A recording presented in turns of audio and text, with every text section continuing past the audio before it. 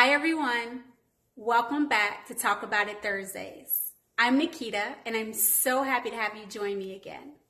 Please don't forget to subscribe and like the video. Last week we talked about trauma and how trauma can impact our everyday lives. No trauma conversation is complete without discussing my favorite word. I am so attached to this word that I sometimes forget I do not own it. I have been personally offended when I've attended conferences and the speaker utilized the word without asking my permission. I want to talk about a subject that I consider myself a specialist. Let's talk about resilience. Lately, it seems like resilience is just a buzzword. I've heard of resilient carpet, resilient chairs, and resilient water. What is resilient water? More importantly, what does non-resilient water look like? I want to talk today about the importance of emotional and psychological resilience and how it can be life-saving and, more importantly, it is teachable. I want to start by showing you how I define resilience.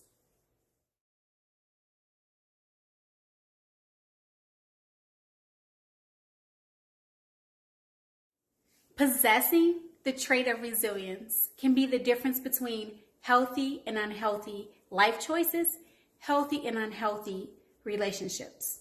It can also mean ending generational trauma.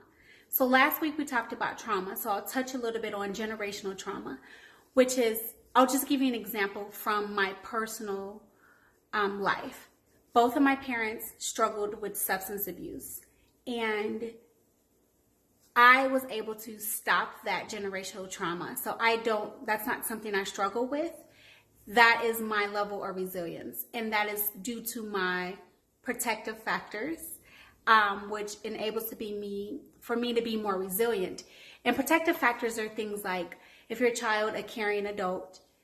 I always say every child is one caring adult away from success. I truly, truly believe that. And another protective factor would be believing in yourself. Another protective factor would be having a belief that you are here for a reason, so a purpose. And my favorite one is having a sense of humor. So being able to laugh at some of the things that happen and not take yourself or life too seriously is a very strong protective factor.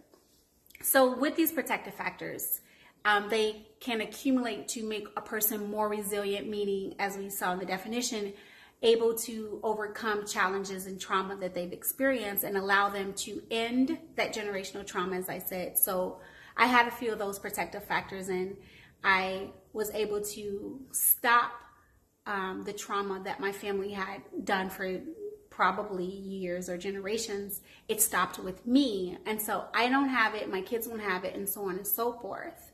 And so this is why I love resilience. It's literally been life-saving for me. It has saved my life. It's saved my children's lives. I don't know how to verbalize how important and special this word to me, and that's why I train on it. I teach young adults to be more resilient.